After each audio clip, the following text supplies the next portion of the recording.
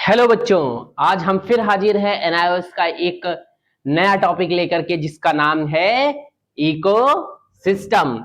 Ecosystem या फिर आप इसको कह सकते हैं कि फिर नेचुरल एनवायरनमेंट। नेचुरल एनवायरनमेंट में आपको कहीं ना कहीं कई चीजें आज पढ़नी है, समझनी है और देखनी है। धीरे धीरे आप देखेंगे कि इस नेचुरल एनवायरनमेंट में जो मेजर टॉपिक आज आपको पढ़ना है वो क्या पढ़ना है, इकोसिस्टम वाला पढ़ना है। तो आइए चलते हैं, लेट्स स्टार्ट। आइए चलते हैं। सबसे पहले अगर हम बात करें कि नेचुरल आपके एनवायरनमेंट की, नेचुरल एनवायरनमेंट होता क्या है बेसिकली। अगर आपसे मैं कहूं कि हम अपने चारों तरफ जिन चीजों से घिरे हैं वो क्या कहलाता है, इन्वायरमेंट कहलाता है। हम अपने चारों तरफ बच्चा लोग जिन चीजों से घिरे हैं वो क्या कहलाता है, इन्वायरमेंट कहलाता है। इन्वायरमेंट में आप ये बताएंगे कि हम अपने चारों तरफ अब दो चीजों से घिरे हुए हैं। कितने चीजों से घिरे हुए हैं, दो चीजों से घिरे हुए हैं।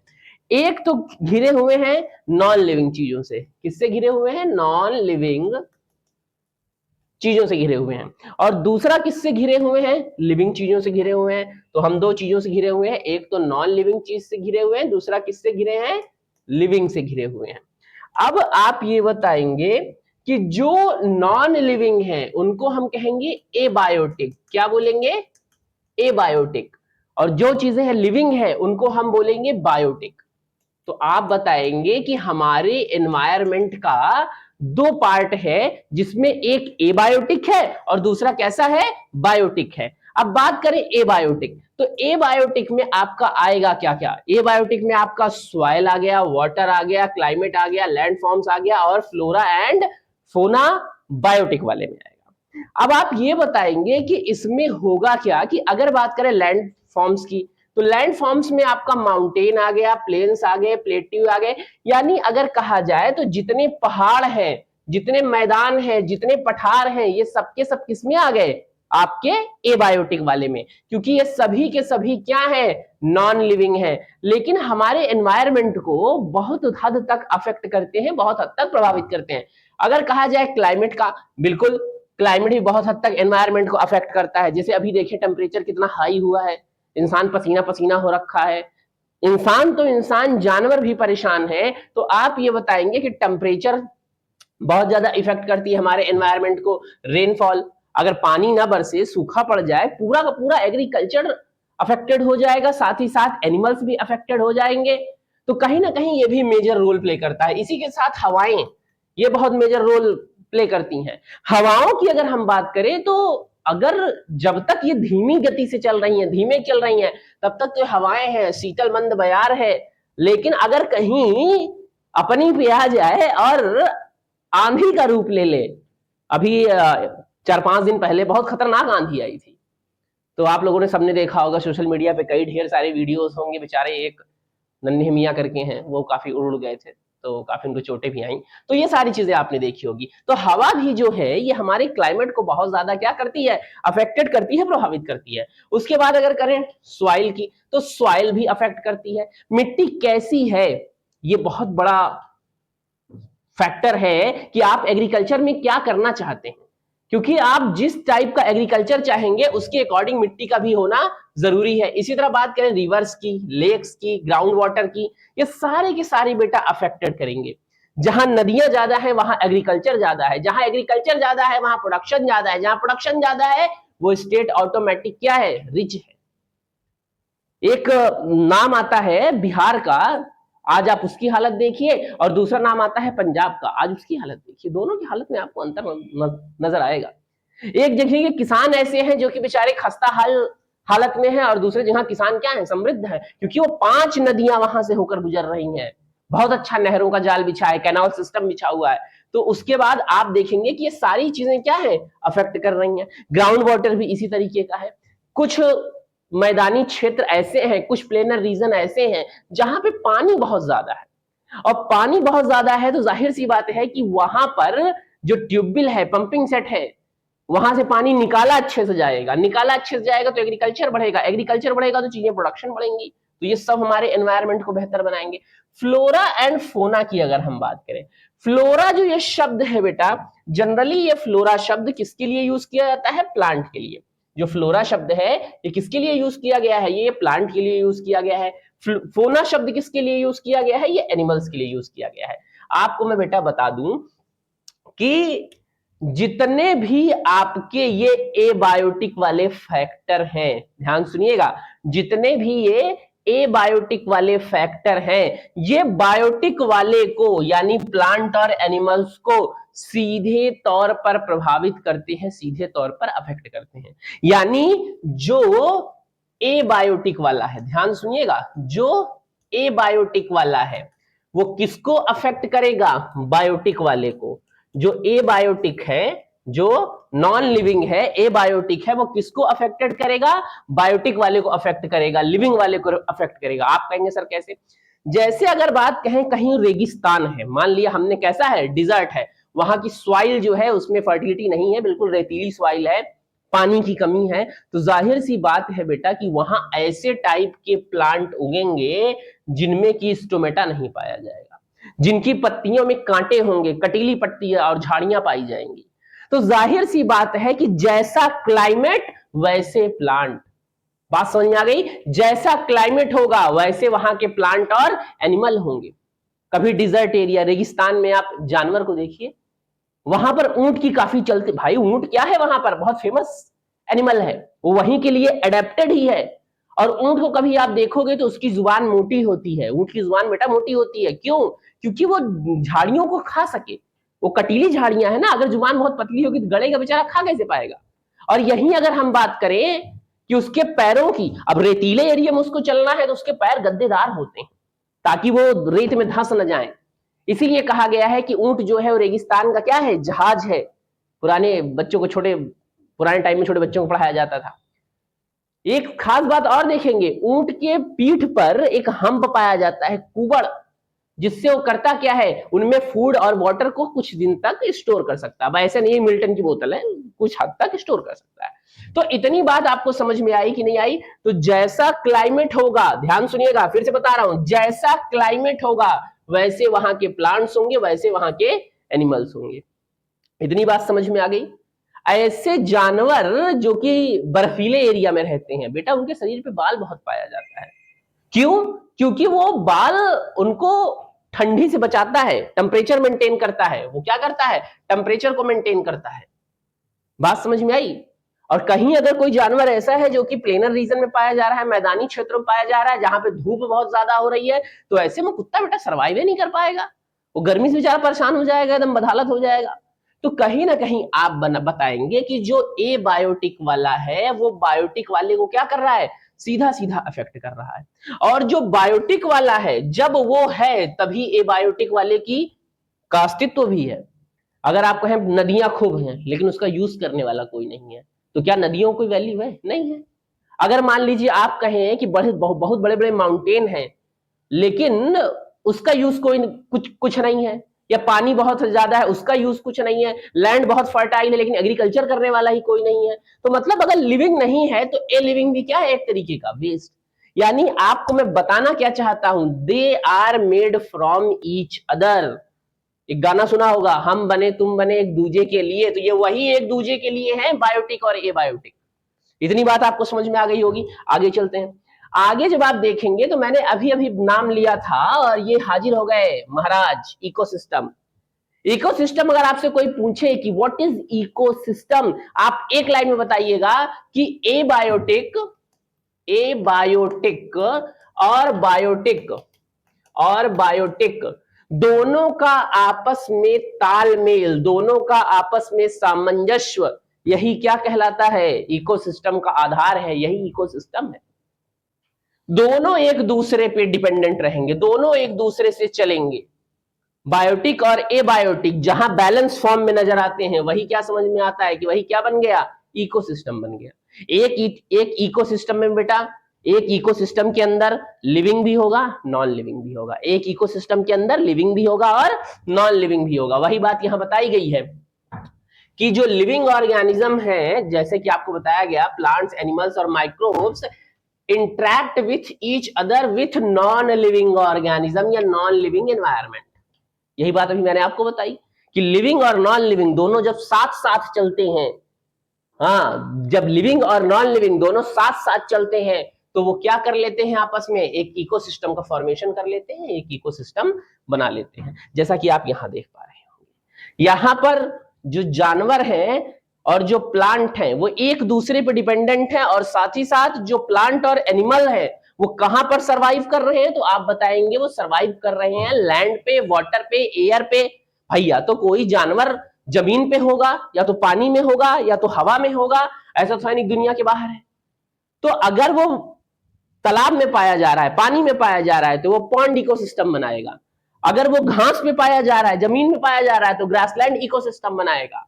तो आप बताएंगे कि ये जितने भी लिविंग और नॉन लिविंग है वो दोनों के दोनों मिलके किसका फॉर्मेशन करेंगे बच्चा, इकोसिस्टम का फॉर्मेशन करेंगे। आगे चलते हैं, आगे चलते हैं, वही बात यहां आपको बता दी गई है। अब यहां पर अगर बात की जाए कि एक नया नाम सामने निकल के आ रहा है, माइक्रो ऑर्गेनिज्म। ये क्या होते हैं भैया, तो आप बताएंगे कि जो माइक्रो ऑर्गेनिज्म है ये भी बेटा किसकी कैटेगरी में आते हैं, बायोटिक वाले की ही कैटेगरी में आते हैं। ये जो नाम आपके सामने यहां रखा गया है माइक्रो ऑर्गेनिज्म, ये माइक्रो ऑर्गेनिज्म भी किसकी कैटेगरी में आते हैं, बायोटिक वाले की ही कैटेगरी में आते हैं। आप यहां पर ये बताएंगे कि जो बायोटिक वाले हैं उसमें सबसे छोटू वाला जो बच्चा है उसको क्या नाम दिया गया है, माइक्रो ऑर्गेनिज्म।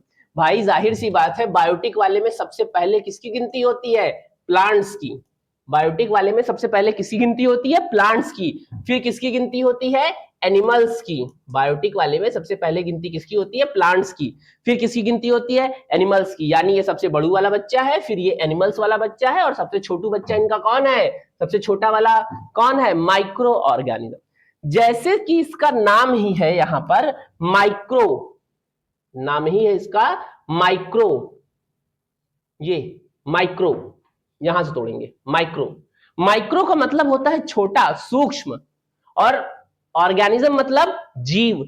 ऐसा जीव जो इतना छोटा है, ऐसा ऑर्गेनिज्म जो इतना छोटा है कि खुली आंखों से दिखाई नहीं देता, उसको हम क्या बोलते हैं, उसको हम बोलते हैं माइक्रो ऑर्गेनिज्म।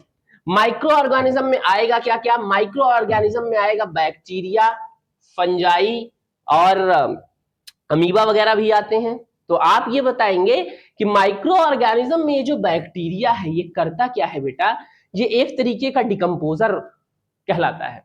डिकम्पोजर वे होते हैं जो एज अ म्युनिसिपालिटी वर्क करते हैं, साफ सफाई का काम करते हैं। मान लीजिए कि आप बताएंगे कि प्लांट्स को एनिमल ने खा लिया, कहीं प्लांट उगा था उसको एनिमल ने खा लिया, लेकिन पूरी तरीके से नहीं खाया, कुछ वेस्ट छोड़ दिया। अब इस वेस्ट को पूरा इस धरती से साफ करने का काम किसका है, बैक्टीरिया का है। और बैक्टीरिया को इसीलिए क्या कहा जाता है, डिकम्पोजर कहा जाता है। ये एज अ म्युनिसिपालिटी वर्क करते हैं, ये साफ सफाई वाले कर्मचारी हैं, साफ सफाई करने का काम करते हैं एक तरीके से। और अगर इनके कुछ मेंबर ऐसे हैं जो बीमारियां भी फैलाते हैं, कुछ मेंबर ऐसे हैं जो साफ सफाई करते हैं, इन्हीं के कुछ मेंबर ऐसे हैं जो इतने अच्छे होते हैं कि दही का फॉर्मेशन कर देंगे, कर्ड का दही बना देंगे, शराब बना देंगे, सिरका बना देंगे। तो इन माइक्रो ऑर्गेनिज्म में बेटा कुछ अच्छे माइक्रो ऑर्गेनिज्म भी होते हैं, कुछ बुरे माइक्रो ऑर्गेनिज्म भी होते हैं। जो अच्छे माइक्रो ऑर्गेनिज्म हैं उनको कहा जाएगा यूजफुल माइक्रो ऑर्गेनिज्म, और जो बुरे वाले हैं वो हार्मफुल माइक्रो ऑर्गेनिज्म है, जाहिर सी बात है। तो आप ये बताएंगे कि डिकम्पोजर के तौर पर ये बैक्टीरिया वगैरह काम करते हैं। अब यहां पर आपको अगर हम ले चलें कि नॉन लिविंग वाले में, एबायोटिक वाले में, एबायोटिक वाले में कुछ एग्जाम्पल की बात हो रही थी, तो इसमें आप बताएंगे कि सनलाइट जो है, क्या जो है, सनलाइट, धूप, ये भी तरीके का एबायोटिक फैक्टर है। लेकिन अगर धूप ना हो बेटा तो फोटोसिंथेसिस नहीं होगी, और फोटोसिंथेसिस नहीं होगी तो प्लांट खत्म हो जाएंगे, और जब प्लांट खत्म हो जाएंगे तो एनिमल अपने आप खत्म हो जाएगा।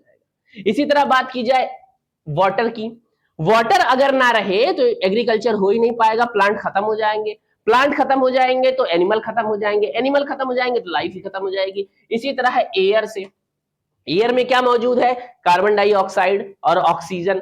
अगर कार्बन डाइऑक्साइड ना रह जाए तो प्लांट फोटोसिंथेसिस नहीं करेंगे, फिर वही प्रोसेस हो जाएगा कि प्लांट खत्म, एनिमल खत्म, इंसान ऑटोमेटिक खत्म। या मान लीजिए ऑक्सीजन की ही कमी हो जाए तो जितना एनिमल है वैसे ही खत्म हो जाएंगे। तो कहीं ना कहीं ये जो सनलाइट है, वाटर है, एयर है, ये सीधे तौर पर किसको अफेक्ट करता है? इकोसिस्टम को। तो जो ये सनलाइट है, वाटर है, एयर है, ये सीधे तौर पे किसको अफेक्ट कर रहा है? इकोसिस्टम को। अब यहाँ पे आगे चलेंगे, यहाँ पर आप बताएंगे कि जैसे अगर हम बात करें सबसे पहले आता कौन है, तो आप बताएंगे प्राइमरी प्रोड्यूसर। कौन आएगा सबसे पहले? Primary producer. प्राइमरी प्रोड्यूसर पे बेटा हम जिसकी गिनती करते हैं उनको क्या मानते हैं कि वो प्लांट्स हैं। प्लांट्स ही क्या होते हैं? Primary producer. अच्छा, उसके बाद कहा जाएगा कि इस प्राइमरी प्रोड्यूसर को जो खाएगा उसको हमने क्या बोल दिया? हर्बीवोरस। और हर्बीवोरस एक तरीके की क्या है? कंज्यूमर है। अब इन हर्बीवोरस को कौन खा लेगा? कॉर्निवोरस या ओमनीवोरस। तो एक तरीके के ये क्या हो गए? ये कंज्यूमर हो गया प्राइमरी, ये सब सेकेंडरी कंज्यूमर हो गए। आप देखेंगे ये सारे के सारे, चाहे प्राइमरी प्रोड्यूसर हो, हर्बीवोरस हो, कार्निवोरस हो, ओमनीवोरस हो या फिर डेट्रीवोरस हो, ये सभी के सभी बायो कंपोनेंट का भाग है, सभी के सभी बायो कंपोनेंट का हिस्सा है। इसी तरह अगर एबायोटिक की बात करें तो इसमें सनलाइट है, टेम्परेचर है, परसेप्शन है और प्रेसिपिटेशन है, वाटर है और कुछ मॉइस्चर वगैरह है, नमी वगैरह है, ये सब एबायोटिक फैक्टर के पार्ट है। अब अगर चले हम बायोटिक कम्युनिटी की बात करते हैं, तो बायोटिक कम्युनिटी में आप ये बताएंगे बेटा, कम्युनिटी का मतलब होता है कि समुदाय, पूरा ग्रुप बना लेना। तो इसमें होगा क्या? एक तो आएगी फॉरेस्ट कम्युनिटी। क्या आएगी? Forest community. यानी एक इकोसिस्टम ऐसा रहेगा जो कहां पे पाया जाएगा? जंगल में। एक इकोसिस्टम है जो किसका इकोसिस्टम है? जंगल का इकोसिस्टम है, यानी फॉरेस्ट इकोसिस्टम है। दूसरा कौन सा है? पॉन्ड इकोसिस्टम है, तालाब में पाया जाने वाला इकोसिस्टम है। और तीसरा जो है वो ग्रासलैंड इकोसिस्टम है। तो आप बताएंगे कि बेसिकली हमको कितने टाइप के इकोसिस्टम पढ़ने हैं? 3 टाइप के। एक हो गया आपका फॉरेस्ट इकोसिस्टम, दूसरा हो गया आपका पॉन्ड इकोसिस्टम, तीसरा हो गया ग्रासलैंड इकोसिस्टम। अब इसमें जब आप देखेंगे तो एक खास बात नजर आएगी। क्या नजर आएगी? सबसे पहले अगर हम लोग डिस्कस करें तो यहां पर एक खास चीज और है, छूट गई है, यहां देखेंगे। अगर हम बात करें कि ये जितने भी हैं, चाहे हर्बीवोरस हो, कॉर्निवोरस हो, ओमनीवोरस हो, कोई भी कंज्यूमर हो, आप बताएंगे कि सबसे पहले अगर हम शुरुआत करें एक इकोसिस्टम की, हम अगर एक इकोसिस्टम की शुरुआत करें, मान लिया हमने कि हम क्या कर रहे हैं? इकोसिस्टम की शुरुआत कर रहे हैं। और जब हम इकोसिस्टम की शुरुआत करेंगे तो सबसे पहले कौन आएगा? तो सबसे पहले आएगा प्रोड्यूसर। क्या आएगा? प्रोड्यूसर। उसके बाद क्या आएगा? Primary consumer. क्या आएगा? Primary consumer. फिर क्या आएगा? Secondary consumer. फिर क्या आएगा? Tertiary consumer. फिर क्या आएगा? डिकम्पोजर। तो आप ये बताएंगे कि अगर यहां पर देखें तो सबसे पहली जो शुरुआत होगी वो किससे होगी? ऑटोट्रॉफ से होगी। और ऑटोट्रॉफ, अच्छा एक और खास बात, जितने भी आपके हैं, चाहे वो प्रोड्यूसर हो, कंज्यूमर हो, सेकेंडरी कंज्यूमर हो, टर्शरी कंज्यूमर हो, सबका अपना अपना मोड ऑफ न्यूट्रिशन होता है। सबका अपना अपना क्या होता है? मोड ऑफ न्यूट्रिशन होता है। तो आप ये बताएंगे कि प्लांट्स का जो मोड ऑफ न्यूट्रिशन है वो क्या है? ऑटोट्रॉफ्स है वो। ऑटोट्रॉफ्स का मतलब ये हो गया बेटा कि वो अपना फूड सनलाइट और क्लोरोफिल की प्रेजेंस में बनाते हैं। आपने एक बात सुन रखी होगी कि जो प्लांट्स होते हैं, अगर हम प्लांट की बात करें, कलर में चेंज कर ले रहा हूं, अगर मैं प्लांट की बात करूं तो आप ये बताएंगे कि जो प्लांट होते हैं वो करते क्या हैं? ध्यान सुनिएगा, जो प्लांट होते हैं वो करते क्या हैं? ये प्लांट एक बना दिया मैंने, रफली एक प्लांट ड्रॉ किया हुआ है। तो आप ये बताएंगे कि जो प्लांट है वो अर्थ से क्या एब्जॉर्ब करेंगे? वाटर और मिनरल। प्लांट जो है वो अर्थ से क्या एब्जॉर्ब कर लिए हैं? वाटर प्लस मिनरल्स एब्जॉर्ब करेंगे। एटमॉस्फेयर से क्या एब्जॉर्ब करेंगे? Carbon dioxide. तो प्लांट अर्थ से एब्जॉर्ब करेंगे water plus minerals, carbon dioxide को कहां से एब्जॉर्ब करेंगे? एनवायरमेंट से। प्लांट की पत्तियों में छोटे छोटे क्या पाए जाते हैं बेटा? पोर पाए जाते हैं, छोटे छोटे पोर। और उन पोर को क्या बोला जाता है? स्टोमेटा। आपने लाइफ प्रोसेस चैप्टर में इसको पढ़ लिया है। तो प्लांट में छोटे छोटे पोर पाए जाते हैं, उन पोर को क्या बोलते हैं? स्टोमेटा। तो प्लांट स्टोमेटा के जरिए क्या एब्जॉर्ब करेगा? Carbon dioxide. सनलाइट की प्रेजेंस में, अगर ऐसे सन बना दे हम, तो सनलाइट की प्रेजेंस में और प्लांट की पत्तियों में क्या पाया जाता है? क्लोरोफिल। तो आप ये बताएंगे कि जो प्लांट है वो वाटर को अर्थ से एब्जॉर्ब करेंगे, कार्बन डाइऑक्साइड को एटमॉस्फेयर से एब्जॉर्ब करेंगे और सनलाइट को भी एटमॉस्फेयर से एब्जॉर्ब करेंगे और क्लोरोफिल पहले से उनके अंदर पाया जाता है। इन चारों चीजों के प्रेजेंस में, किसके किसके प्रेजेंस में? इन चारों चीजों के, CO2 plus H2O plus sunlight plus chlorophyll, ये चारों चीजें जब मिल जाएंगी तो रिएक्शन होगा C6H12O6 और क्या बन जाएगा? ऑक्सीजन। तो आप ये बताएंगे कि प्लांट जब फोटोसिंथेसिस करेगा तो उसमें वो रॉ मटेरियल के तौर पर यूज क्या क्या कर रहा है? वो यूज कर रहा है कार्बन डाइऑक्साइड और वाटर का। तो रॉ मटेरियल से अपने फूड का फॉर्मेशन करना ही क्या कहलाता है? ऑटोट्रॉफिक या ऑटोट्रॉफ कहलाता है। बात समझ में आई? इसी को फोटोसिंथेसिस कहते हैं। ये जो प्रोसेस आपने देखा ना, इस प्रोसेस को क्या कहते हैं? फोटोसिंथेसिस कहते हैं। अभी जो रिएक्शन आपने देखा, ये पूरा का पूरा प्रोसेस क्या है? फोटोसिंथेसिस का है। और प्लांट फोटोसिंथेसिस कर रहे हैं, अपने फूड का फॉर्मेशन खुद से कर रहे हैं, तो वो क्या कहलाएंगे? ऑटोट्रॉफ्स कहलाएंगे। जाहिर सी बात है। तो वही बात मैं आपको बता रहा हूं, आगे चलेंगे। तो यहां पर ये बात आपने समझ लीजिए। उसके बाद आते हैं हेट्रोट्रॉफ्स। हेट्रोट्रॉफ्स क्या होते हैं? हेट्रोट्रॉफिक ऑर्गेनिज्म जो होते हैं, हेट्रोट्रॉफिक ऑर्गेनिज्म जो होते हैं या जो हेट्रोट्रॉफ्स होते हैं, वो कितने तरीके के होते हैं बेटा? वो 3 तरीके के होते हैं। वो कितने तरीके के होते हैं? 3 तरीके के होते हैं। सबसे पहले अगर मैं बात करूं तो यहां पे आते हैं पैरासाइट। सबसे पहले क्या आते हैं?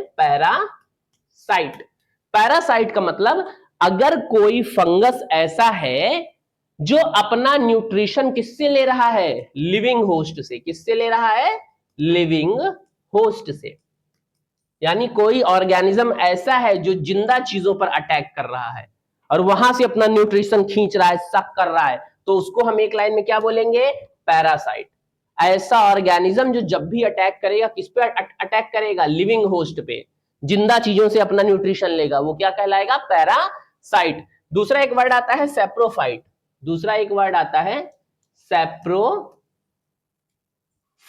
सेप्रोफाइट का मतलब क्या होता है? ऐसे ऑर्गेनिज्म जो कि सड़ी गली चीजें खाते हैं। क्या खाते हैं? सड़ी गली चीजें, यानी dead and decaying organic substance. Dead and decaying organic substance. तो आप ये बताएंगे कि ऐसा ऑर्गेनिज्म जो सड़ी गली चीजों को खाए और अपने न्यूट्रिशन को ले ले, वो क्या कहलाएगा? सेप्रोफाइट कहलाएगा। इसी तरह एक तीसरा वर्ड आता है होलोजोइक। क्या आता है? होलोजोइक का मतलब क्या होता है? ऐसे ऑर्गेनिज्म जो खाने को इंटेक कर लें और एंजाइम की प्रेजेंस में, किसकी प्रेजेंस में? एंजाइम की प्रेजेंस में उसको पचा लें, एंजाइम की प्रेजेंस में उसको डाइजेस्ट करें, तो ऐसे ऑर्गेनिज्म को होलोजोइक कहा जाएगा। तो आपने यहां देखा कि हेट्रोट्रॉफ के अंदर पैरासाइट भी आ गया, सेप्रोफाइट भी आ गया और होलोजोइक भी आ गया। ये सारी चीजें आ गई। अब यहां पर आपने ऑटोट्रॉफ देख लिए प्लांट के बारे में। तो प्लांट जो है वो इकोसिस्टम का बेटा बेस है, शुरुआत ही वहीं से होगी, प्रोड्यूसर से। तो प्लांट्स के तौर पर ट्रीज आ जाएंगे, ग्रासेस आ जाएगी, ये सारे के सारे सब प्लांट में आ जाएंगे। ट्रीज भी आ गई, ग्रासेस भी आ गई, आपका श्रब भी आ गया। ट्रीज का मतलब ऐसे प्लांट जो बहुत ज्यादा ऊंचे हैं, उनको किसमें रखा गया है? ट्रीज में रखा गया है। जो श्रब होते हैं, श्रब का मतलब ये छोटे प्लांट होते हैं, जैसे अमरूद हो गया, सहतूत हो गया, गुड़हल हो गया, ये सारे के सारे श्रब हैं, ये बहुत ऊंचे प्लांट नहीं होते हैं। उसके बाद अगर कहा जाए एल्गी को बेटा हम एक लाइन में मानते हैं कि ये ऐसा प्लांट है जो कि पानी में पाया जाता है। अब मानना क्या है? सही है कि एल्गी हमेशा कहां पाया जाएगा? पानी में पाया जाएगा। अब अगर तालाब में पाया जा रहा है तो कैसा एल्गी है? फ्रेश वाटर एल्गी है। अगर समुद्र में पाया जा रहा है तो कैसा एल्गी है? मरीन वाटर एल्गी है। तो यहां पर आप बताएंगे कि जो तालाब में एल्गी हैं उनको हम काई कह सकते हैं। काई, आपने घरों में काई वाई लगते देखा होगा। तो जो तालाब में एल्गी हैं इनको हम काई बोल सकते हैं, और जो बड़ी बड़ी एल्गी हैं उनको बोला जाता है सीवीड्स, यानी वो एक तरीके के समुद्र में पाए जाने वाली घासें जैसे हैं। ठीक है। अच्छा, अब अगर बात करें आगे चलें तो यहां पर आप बताएंगे, ये ऑटोट्रॉफिक न्यूट्रिशन मैंने अभी अभी आपको समझा दिया, ये पूरा हो चुका है। हेट्रोट्रॉफिक भी आपको बताया मैंने कि हेट्रोट्रॉफ में अगर आप देखें तो पैरासाइट भी होंगे, सेप्रोफाइट भी होंगे और होलोजोइक भी होंगे। अगर देखें हर्बीवोरस को तो हर्बीवोरस एक ऐसा ऑर्गेनिज्म है जो कि होलोजोइक टाइप का है, यानी ये जब भी खाना खाएगा, जब भी प्लांट को खाएगा, पचाएगा किसकी मदद से? एंजाइम की मदद से। यही हाल कॉर्निवोरस का भी है, जब भी ये किसी एनिमल को मार के खाएगा एंजाइम की मदद से बचाएगा, उसको पचाएगा। ओमनीवोरस भी यही है। अच्छा, एक और खास बात, जो प्लांट को खाते हैं उनको क्या कहा जाता है? हर्बीवोरस। जो एनिमल को खाते हैं उनको कहा जाता है कॉर्निवोरस। ये सब बातें हम लोगों ने बचपन में पढ़ी होंगी। जो प्लांट और एनिमल यानी शाकाहारी और मांसाहारी दोनों होते हैं उनको क्या कहा जाता है? ओमनीवोरस कहा जाता है। और अगर कहा जाए डिकम्पोजर्स क्या होते हैं, तो डिकम्पोजर का मतलब कि जो सबसे अंत में पहुंचे और बचा कुचा खाएं। ऐसे ऑर्गेनिज्म जो सबसे अंत में पहुंचे और बचा कुचा खा के उसको साफ सफाई कर दें उसकी, वही क्या कहलाते हैं? डिकम्पोजर्स कहलाते हैं। जैसे आपसे कहा जाए अर्थवॉर्म वगैरह क्या है? एक तरीके के डिकम्पोजर्स में आ गया। फंजाई वगैरह, बैक्टीरिया वगैरह, यानी बैक्टीरिया, फंजाई, अर्थवॉर्म, ये सब एक तरीके के क्या है बेटा? डिकम्पोजर्स हैं। ये देखो, आप पूरा हेट्रोट्रॉफिक का एक बहुत बड़ा डायग्राम यहां नजर आ रहा होगा आपको। आगे चलते हैं, ये देखिए सेप्रोफिटिक। सेप्रोफाइट्स में अभी मैंने आपको बताया था कि जो सेप्रोफाइट हैं उनमें एक ये आपको डायग्राम दिखाया गया है ब्रेड माउल्ड का। ये किसका डायग्राम बेटा? ये किसका इमेज है? ये ब्रेड माउल्ड है। ब्रेड माउल्ड का मतलब क्या होता है बेटा? ऐसे फंगस जो ब्रेड पे लग चुके हैं और ब्रेड को पूरा सड़ा रहे हैं।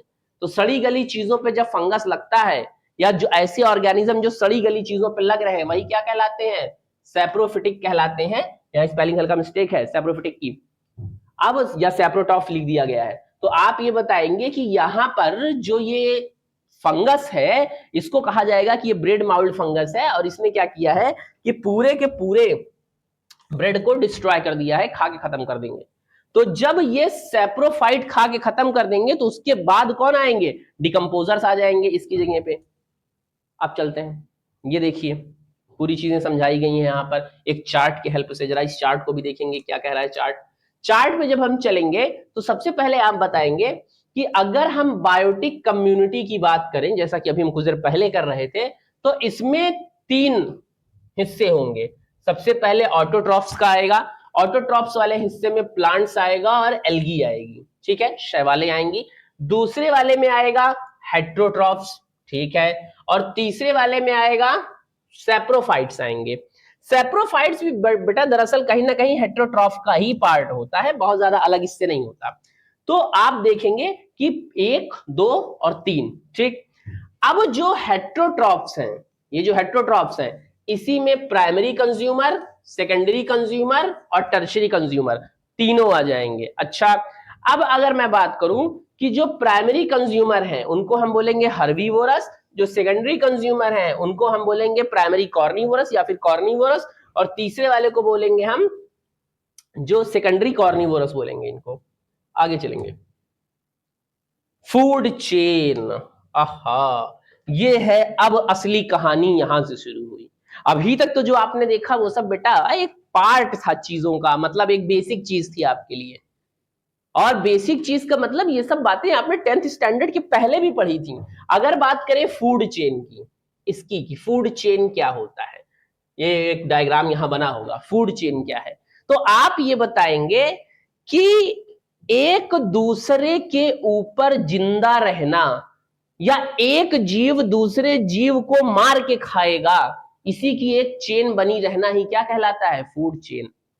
किसी भी ऑर्गेनिज्म की पॉपुलेशन बहुत ज्यादा नहीं होने पाती, उसका मरना भी निश्चित है। और जाहिर सी बात है कि जब एक जानवर दूसरे को मार के खाएगा तभी बैलेंस बना रहेगा, तभी इकोसिस्टम बना रहेगा। जरा बेटा आप सोचिए कि इस दुनिया में घास अगर बहुत ज्यादा हो जाए, घास, और घास को खाने वाले हर्बीवोरस भी हैं ठीक ठाक, लेकिन उनको खाने के लिए कोई कॉर्निवोरस नहीं है। मतलब घास है, हिरन है, लेकिन शेर नहीं है या फिर भेड़िया नहीं है, तो आपको लगेगा क्या कि जितने हर्बीवोरस हैं वो मरेंगे कम, और उनकी संख्या दिन ब दिन क्या होती जाएगी? बढ़ती जाएगी।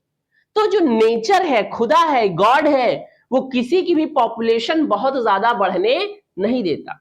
उसको मार के खाने के लिए एक दूसरा ऑर्गेनिज्म तैयार रहता है और इसी की एक चेन बनी रहती है। यही क्या कहलाता है? यही कहलाता है फूड चेन। अगर आप इस फूड चेन में देखें तो सबसे पहले आपको नजर आ रहा होगा ये प्लांट, और प्लांट को जब आप देखेंगे तो प्लांट को मार के खाने का काम कौन करेगा? प्लांट को मार के, अरे मारता नहीं है, पूरा पूरा चाट के साफ कर जाता है भाई, ग्रॉस हॉपर, टिड्डा। आपने एक चैप्टर पढ़ा होगा लेंचो वाला, कुछ बच्चे ने कहानी सुनी होगी बचपन में, और अगर नहीं भी सुना होगा तो कुछ सालों पहले, 1-2 सालों पहले बहुत ढेर सारी टिड्डियां आ गई थी भारत में, देखा होगा। पूरा पूरा टिड्डियों का झुंड कई किलोमीटर तक चल रहा था। लोग कह रहे थे अरे यार कोई देश छोड़ दिया है, ये हो गया है, हो गया है। खैर बात कुछ भी हो, गांव के बच्चे इसको राम जी का तोता और पता नहीं क्या क्या कहते रहते हैं। चलिए बच्चे हैं, मजाक अपना करते रहते हैं या फिर मस्ती करते रहते हैं। तो आप ये बताएंगे कि जो ये प्लांट हैं, इन प्लांट को कौन खाएगा? तो आप बताएंगे ग्रासहॉपर, टिड्डे। ये अगर फसलों में पहुंच जाए पूरी पूरी फसल चट कर जाएंगे, ये इनकी क्षमता होती है। तो इन प्लांट को खाते कौन है? ग्रासहॉपर। और ग्रासहॉपर को कौन खा जाएगा? मेढक। खेतों में टिड्डी को खाने का काम कौन करता है? मेढक करेगा।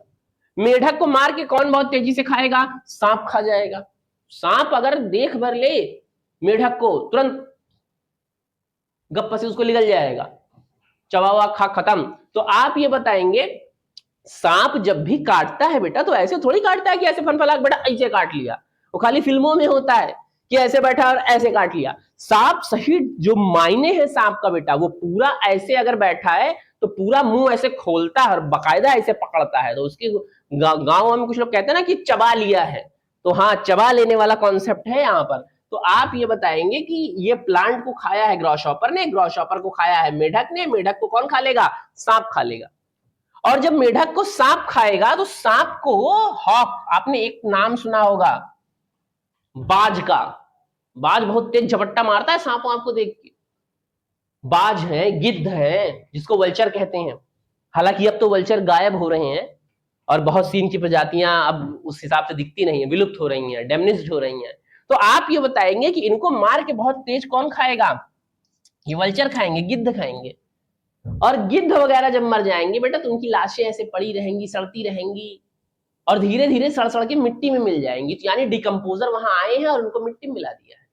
अब ऐसे में उसी सड़ी गली जगह में कौन उगेगा? एक नया प्लांट उगेगा। फिर से ये कहानी आगे बढ़ेगी। तो कहीं ना कहीं ये जो एक दूसरे को खाने की ये जो चेन बनी है, इसी को हम क्या कहते हैं बेटा? इसी को हम कहते हैं फूड चेन। ये चेन एक सर्किल में भी आप बना सकते हो, ये चेन आप सीधे उसमें बना सकते हो, जैसा कि अभी यहां सीधे उसमें दिखाया गया। अब सवाल ये आता है कि आपसे ये बोर्ड के एग्जाम में आता खूब है भैया, या आपके बोर्ड के एग्जाम में पूछ लेगा, एनआईओएस में पूछा हुआ है, तो आपको मैं यहां पर इंपॉर्टेंट इसको लिख दे रहा हूं, बोर्ड के एग्जाम में आता है। लेकिन अब सवाल उठता है, बच्चे पूछते हैं कि सर जब ये बोर्ड के एग्जाम में आएगा तो क्या यहाँ घास, टिड्डा और ये फ्रॉग ये सब बनाना जरूरी है क्या? ये सब बनाना पड़ेगा? तो भाई बनेगा ही नहीं एग्जाम में इतनी जल्दी, कैसे बना पाओगे? बनेगा ही नहीं। तो आप ये एरो करके लिखिएगा। एरो में क्या करेंगे? यहां पर जैसे ये एरो है तो एरो में यहां पर आप ग्रास लिख देंगे और एक बॉक्स में इसको बंद कर दीजिएगा। ग्रास लिख के बॉक्स में बंद कर दिया। अब वहां पे घास बनाने की जरूरत नहीं है, ग्रास लिख के बॉक्स में बंद किया। उसके बाद ग्रासहॉपर लिख दिया ऐसे कि ग्रास को कौन खाएगा? ग्रासहॉपर। ग्रासहॉपर के बाद यहाँ फ्रॉग लिख दिया कि ग्रासहॉपर को कौन खाएगा? फ्रॉग। फ्रॉग को कौन खाएगा? स्नेक। स्नेक को कौन खाएगा? बाज खाएगा, हॉक खाएगा। और उसके बाद उसको लास्ट में फंगस या फफूंद लग के डिकम्पोजर खा के खत्म कर देंगे। ये इसकी पूरी कहानी हुई। तो यहां पर आप ये बताएंगे कि ये जो कहानी आपने देखा ये किसका एग्जाम्पल है? फूड चेन का एग्जाम्पल है। तो फूड चेन की डेफिनेशन लिखेंगे और इसको बना देंगे। अब फूड चेन को अगर हम देखें तो ये पहला टाइप जो है इसका फूड चेन का है वो है ग्रेजिंग फूड चेन। पहला टाइप कौन सा है? Grazing food chain. जो दूसरा टाइप है वो है आपका food chain in a terrestrial ecosystem. यानी पहला तो घास वाला हो गया, जैसा कि अभी आपने देखा ही एक उसमें। तो पहला ग्रेजिंग फूड चेन है, दूसरा आपका टेरेस्ट्रियल। टेरेस्ट्रियल का मतलब बेटा जंगल वाला है। और तीसरा वाला जो होगा यहां पर, नहीं दो ही है भाई, दो ही, नहीं, तीसरा ये है इकोसिस्टम, ये सी वाला, तीनों दिया हुआ है। तो आप ये बताएंगे कि सबसे पहला इकोसिस्टम जो अपने को पढ़ना है वो कौन सा वाला पढ़ना है, ग्रेजिंग वाला पढ़ना है, दूसरा जो पढ़ना है वो टेरेस्ट्रियल वाला पढ़ना है, और तीसरा वाला जो पढ़ना है ये वाटर वाला पढ़ना है। आइए एक एक करके तीनों देखते हैं, एक एक करके हम लोग तीनों देखेंगे। सबसे पहले अगर बात करें ग्रेजिंग वाले की, तो अभी जो आपने देखा बेटा कि यहां पर जो सिस्टम चल रहा है, इसमें जब फूड चेन स्टार्ट होगी तो ग्रीन प्लांट से होगी। इसमें जब भी फूड चेन स्टार्ट होगी वो किससे होगी, ग्रीन प्लांट से होगी। ग्रीन प्लांट का मतलब ऐसे जानवर जो घासों को चरते हैं। अगर आप देखेंगे कि घास उगी है और घासों को चरने का काम अगर कोई कर रहा है तो उसको कहा जाएगा कि हर्बीवोरस। घासों को चरने का काम हर्बीवोरस ने किया, हर्बीवोरस को अब मार के कार्निवोरस खा लेगा, कार्निवोरस को मार के सेकेंडरी कार्निवोरस खा लेगा। तो अगर हर्बीवोरस से पहले घास है कहीं और प्लांट से शुरुआत हो रही है, खाने की शुरुआत किससे हो रही है, प्लांट से, अगर खाने की शुरुआत प्लांट से हो रही है तो उसको कहेंगे कि वो ग्रेजिंग वाला है। तो यहां पर जो शुरुआत हुई है वो प्लांट से हुई है, इसीलिए माना जाएगा ये कि ग्रेजिंग वाली फूड चेन है। दूसरे में चलेंगे, दूसरे वाले में क्या होगा, टेरेस्ट्रियल इकोसिस्टम में आप इसमें बताएंगे कि इसमें जो एनर्जी की शुरुआत होगी वो बड़े प्लांट से होगी, घासों से नहीं होगी, बड़े प्लांट से होगी। बड़े प्लांट्स यानी जंगली जो बड़े बड़े प्लांट होते हैं उनसे होगी या फिर किसी एनिमल से होगी, उनसे होगी या फिर किसी एनिमल से होगी। तो उसको कहा जाएगा कि वो एक तरीके का कैसा सिस्टम हो गया, वो आपका टेरेस्ट्रियल वाला इकोसिस्टम हो गया। अब यहां पर एक खास अंतर है, क्या अंतर है, आप कहेंगे सर ग्रेजिंग वाले में, ध्यान सुनिएगा, ग्रेजिंग वाले में और ये टेरेस्ट्रियल वाले में अंतर क्या है। तो एक खास अंतर है कि जहां पर आपका ग्रेजिंग वाला होगा वहां पर ग्रासेस होंगी, घास होंगे, लेकिन जहां पर आपका फॉरेस्ट वाला होगा वहां घास नहीं होगी बेटा, वहां प्लांट होंगे बड़े बड़े। इतनी बात समझ में आई। तो दोनों में क्या है, अंतर है। अब आगे चलेंगे, हालांकि वैसे ही सेम है, पैटर्न बहुत ज्यादा अलग नहीं है। अब ये पानी वाले की बात हम करते हैं। पानी वाले की अगर आप बात करेंगे, इकोसिस्टम वाले की, तो यहां पर आप बताएंगे कि इसमें सबसे पहले होंगे आपके फाइटोप्लैंक्टॉन्स। क्या होंगे, फाइटोप्लैंक्टॉन्स।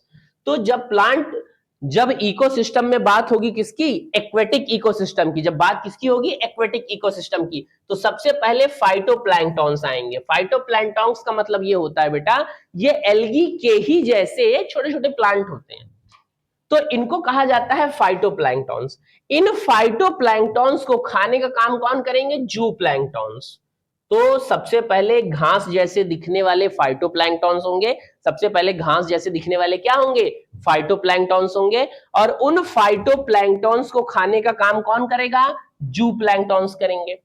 इन जूप्लैंक्टॉन्स को कौन खाएगा, तो आप कहेंगे स्मॉल फिशेस, छोटी मछलियां, और इन छोटी मछलियों को कौन खाएगा, बड़ी मछलियां खाएंगी। और जो बड़ी मछलियों को खाने का काम करते हैं उनको कहा जाएगा कि वो एक तरीके के टॉप के प्रीडेटर्स हैं, वो खाएंगे इनको।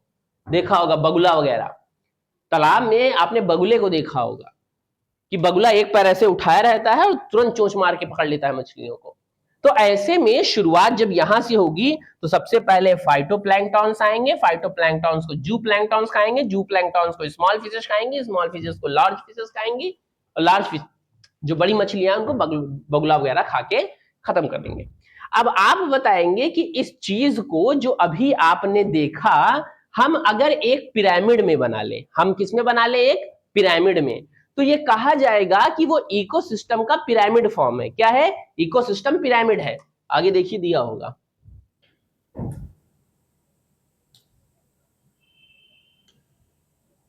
नहीं रुकिए हम आपके लिए बना देते हैं, पिरामिड बना देते हैं, परेशान मत होइए।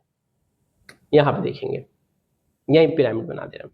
जैसे अगर हम बात करें, ऐसे एक पिरामिड बना देते हैं यहीं पर ऐसे। सबसे पहले अगर हम बात करें कि अगर एक्वेटिक इकोसिस्टम की बात करें तो सबसे ज्यादा अमाउंट में कौन होंगे, तो आप बोलेंगे फाइटोप्लैंक्टॉन्स। फाइटोप्लैंक्टॉन सबसे ज्यादा कौन होंगे, फाइटोप्लैंक्टॉन होंगे। उसके बाद उनसे कम मात्रा में कौन होंगे, तो कहेंगे जूप्लैंक्टॉन। अगर जूप्लैंक्टॉन उनसे ज्यादा होंगे तो खा के पूरे फाइटोप्लैंक्टॉन को खत्म कर देंगे भाई। तो आप ये बताएंगे कि सबसे ज्यादा अमाउंट में फाइटोप्लैंक्टॉन्स होंगे, फिर उसके बाद कौन होंगे, जूप्लैंक्टॉन्स होंगे। जू प्लैंकटन होंगे। उसके बाद कौन होंगे, तो आप बोलेंगे स्मॉल फिशेस, स्मॉल फिशेस। उसके बाद कौन होंगे, लार्ज फिशेस, लार्ज फिशेस। उसके बाद क्या होंगे, ये आपके टॉप के प्रेडेटर वगैरह, प्रीडेटर वगैरह। तो आप ये बताएंगे कि सबसे ज्यादा तालाब में पाई जाने वाली काई होती है, उससे कम उस काई को खाने वाले होते हैं, उस काई को खाने वाले से कम स्मॉल फिशेस होती हैं, स्मॉल फिशेस से कम लार्ज फिशेस होती हैं। अगर लार्ज फिशेस ज्यादा हो जाएंगी और स्मॉल फिशेस को खा खत्म कर देंगी तो खेल ही खत्म हो जाएगा। तो आप बताएंगे स्मॉल फिशेस ज्यादा होती हैं, फिर कौन होंगी, लार्ज फिशेस थोड़ी कम होंगी, और जो बगुला वगैरह होते हैं वो तो लार्ज फिशेस से बहुत ज्यादा कम होते हैं। तो आपको बताएंगे कि ये पूरा जो सिस्टम है ये एक तरीके का ऐसा इकोसिस्टम है जिसको हमने एक पिरामिड में शो कर दिया, तो इसको कहा जाएगा कि ये पॉन्ड का पिरामिड इकोसिस्टम है। अब यहां पर आपको ये बताना पड़ेगा कि एक एनर्जी फ्लो का रूल होता है। क्या होता है, एनर्जी फ्लो का रूल, और उसको कहते हैं 10% एनर्जी फ्लो का रूल। अच्छा, 10% एनर्जी फ्लो का रूल क्या है, जरा इसको समझ लेते हैं। अगर मान लिया हमने कि जो फाइटोप्लैंक्टॉन्स है, तो मैंने आपको बताया कि ये प्लांट की तरह काम करते हैं। क्या करते हैं, प्लांट की तरह काम। तो जाहिर सी बात है फोटोसिंथेसिस भी करेंगे, और जब फोटोसिंथेसिस करेंगे तो एनर्जी बना लेंगे। मान लिया हमने, इन्होंने कितना बनाया है एनर्जी, 100%। कितनी एनर्जी बना लिया है, एनर्जी कैसे फ्लो हो रही है बेटा, अब हम ये आपको समझा रहे हैं। तो मान लिया इन्होंने कितना परसेंट एनर्जी बनाई है, 100%। अब इस फाइटोप्लैंक्टॉन्स को कौन खाएगा, जू प्लैंक्टॉन्स। तो एनर्जी पता है कैसे फ्लो होती है, फाइटोप्लैंक्टॉन्स 90% एनर्जी खुद के लिए रखेगा और 10% आगे वाले में ट्रांसफर करेगा जो उसको खाएगा। तो 100 का 90 इसने अपने लिए रख लिया फाइटोप्लैंक्टन ने, 10% किसको दे दिया, 10% का 10 मतलब 10 ही हो, अरे भाई 100% का 90% कितना हो गया, 90, और बाकी 10 बच गया। तो आप ये बताएंगे, यहां पर थोड़ा इरेज कर दूं इसको ऐसे, तो आप ये बताएंगे कि जो फाइटोप्लैंक्टन था उसने 100% एनर्जी बनाई थी, 90% उसने अपने लिए रख ली और 10% जू प्लैंक्टॉन्स में ट्रांसफर कर दी। तो जू प्लैंक्टन में कितनी आ गई, 10% आ गई। अब स्मॉल फिशेस ने खाया है जू प्लैंक्टन को, तो जू प्लैंक्टन भी वही करेगा, 90% खुद के लिए रख लेगा, 10% आगे ट्रांसफर कर देगा। तो स्मॉल फिशेस में कितना आई, 1 आई। अब स्मॉल फिशेस भी वही करेगा, 90% अपने लिए रख लिया, 10% क्या कर देगा, आगे ट्रांसफर कर देगा। तो कितना आ गया, 0 आ गया, 0.01। अब उसके बाद ये भी लार्ज फिश भी वही करेगा, तो यहां पे क्या आ गया, 0.01 आ गया। तो ये जो नियम चल रहा है ट्रांसफर का, यही क्या कहलाता है, 10% एनर्जी रूल कहलाता है। कि जो सबसे पहले एनर्जी बनाएगा वो 90 अपने लिए रखेगा, 10 आगे में ट्रांसफर करेगा। उसके बाद जो आएगा वो भी 90 अपने लिए रखेगा, 10 आगे ट्रांसफर करेगा। उसके बाद जो आएगा वो भी वही काम करेगा। तो लगातार ये फ्लो जो बनता चला जा रहा है वही क्या कहलाएगा, वही कहलाएगा 10% एनर्जी रूल। तो आपने ये चीज यहां देखी, यही काम आप यहां भी देख सकते हैं पीछे वाले में। जरा पीछे वाले में फूड चेन में आइए देखते हैं। जैसे मान लीजिए कि सबसे पहले यहां पर मान लीजिए कि सबसे पहले कौन आया, आपका प्लांट आया, ग्रास आया। तो हमने ये माना, चलिए यहां बना दे रहे हैं खाली जगह ऐसे, मान लिया हमने कि सबसे पहले कौन आया, ग्रास आया। चलिए लिख दिया यहां पे ग्रास। तो यानी ग्रास का अमाउंट क्या है, बहुत ज्यादा होगा, जाहिर सी बात है। उसके बाद कौन आ गया, ग्रास हॉपर आ गया, ग्रास हॉपर। तो ग्रास हॉपर का अमाउंट उससे कम है। उसके बाद कौन आ गया, स्नेक आ गया, स्नेक आ गया, तो स्नेक का अमाउंट और कम है। उसके बाद कौन आ गया, हॉक आ गया, बाज आ गया। तो यहां पर आप बताएंगे कि जो ग्रास में एनर्जी बनेगी वो कितनी बनेगी, 100% बनेगी। और घास को खाया किसने है, ग्रासहॉपर ने, तो 90% ग्रास में ही रह जाएगी, 10% ग्रासहॉपर में जाएगी। तो कितना जाएगी, 10 जाएगी ग्रासहॉपर में। अब ग्रासहॉपर भी 10 का 90% खुद रखेगा, 10 आगे करेगा ट्रांसफर, तो कितना आ जाएगा, 1 आ जाएगा। और ये भी वही करेगा, स्नेक भी 90 अपने रखेगा, 10 आगे ट्रांसफर करेगा, 10% आगे ट्रांसफर करेगा, यानी कितना आ गया, 0.1% आ गया। अब इससे समझ में क्या आया, समझ में ये आया मेरे भाई कि अगर तुम ग्रास को खाओगे तो तुमको एनर्जी ज्यादा मिलेगी, अगर वेजिटेबल्स को खाओगे तो एनर्जी ज्यादा मिलेगी, और अगर बगुलाबाज ये सब बर्ड्स वगैरह मार के खाओगे तो एनर्जी कम मिलेगी। यही बात आपको सिखाई गई है, और क्या। आगे चलेंगे, आपने ये भी देख लिया। यहाँ पे देखेंगे एक चीज छुटी हुई है, क्या छुटी हुई है, यहाँ पे जब आप पूरे सिस्टम को समझते हैं तो एक सबसे खास चीज है, और वो क्या खास चीज है, डेट्रस फूड चेन। यहां पर ये भी छूटा रह गया था। डेट्रस फूड चेन की कहानी ये कहती है कि इसमें सड़ी गली चीजों से ये चेन शुरू होगी। जो डेट्रस वाला आपका चेन होगा वो किससे शुरू होगा बेटा, सड़ी गली चीजों से। हालांकि ये सब फूड चेन पूछा नहीं जाता, आपसे दो ही पूछा जाएगा, या तो आपका ग्रासलैंड इकोसिस्टम पूछा जाएगा या तो एक्वेटिक वाला, यही दो ज्यादा पूछे जाते हैं। तो आप ये बताएंगे कि जब ये डेट्रस वाली फूड चेन शुरू होगी तो इसका मतलब कि इसमें शुरुआत कहां से होगी, सड़ी गली चीजों से होगी। और उन सड़ी गली चीजों से जब शुरुआत होगी तो आपको हम एक चेन यहां दिखा देते हैं। जैसे मान लीजिए कोई सड़ी गली चीज पड़ी थी, ठीक, अब जमीन में वो पड़ी है तो उसको खाने का काम कौन करेंगे, अर्थवॉर्म। भाई अर्थवॉर्म है, उसको ब्रेक डाउन करने का काम, तोड़ तोड़ के खाने का काम करेंगे। अब इसी अर्थवॉर्म को कुछ फ्रॉग यहाँ पे खा लेंगे, ठीक, ये फ्रॉग क्या हो गए, इसके लिए सेकेंडरी कंज्यूमर हो गए। अब इस फ्रॉग को कौन खा लेगा, स्नेक खा लेगा। स्नेक को कौन खा लेगा, हॉक खा लेगा। लो, एक चेन भी बन के तैयार हो गई। यानी सबसे, और इसी चेन को अगर इसमें कर दें पिरामिड में, तो सबसे पहले क्या हो गया, dead and decaying organic material, decaying वाला, ये सबसे पहले हो गया। उसके बाद इसको खाया किसने, तो आप बताएंगे इसको खाया अर्थवॉर्म ने। लो, उल्टा बनने लगा। अब सॉरी, उल्टा नहीं बनने लगा, ये बन सीधा ही रहा है, लेकिन अब यहाँ पे आपको डेट्रस वाला जब पढ़ेंगे तो सड़ी गली चीजें हैं, इसको खाया अर्थवॉर्म ने। अर्थवॉर्म को किसने खा लिया, भाई अर्थवॉर्म के बाद कौन आता है, स्नेक आता है। स्नेक का नंबर और कम है, उसके बाद कौन आएगा, हॉक आ जाएगा। तो कहीं ना कहीं ये जो चीजें बनके तैयार हो रही हैं, इसको भी हम इकोसिस्टम में लिख सकते हैं, ये डेट्रस वाले को भी एक पिरामिड में लिख सकते हैं। तो यहां पर आप ये बताएंगे कि जितनी चीजें हैं वो एक ही चीज की ओर इशारा कर रही है कि अगर कहीं किसी चीज की शुरुआत हो रही है तो उसको खाने के लिए कोई दूसरा भी है, और सब एक दूसरे से बंधे हैं बेटा। इस दुनिया में कोई अलग नहीं है, सभी एक दूसरे से बंधे हैं, और सभी एक दूसरे से खाने के लिए ही जुड़े हैं। अगर ये खाने का मामला ना होता, वो सुना होगा ना पुराना डायलॉग, पापी पेट का सवाल है, हाँ वही वैसा ही कुछ सवाल है।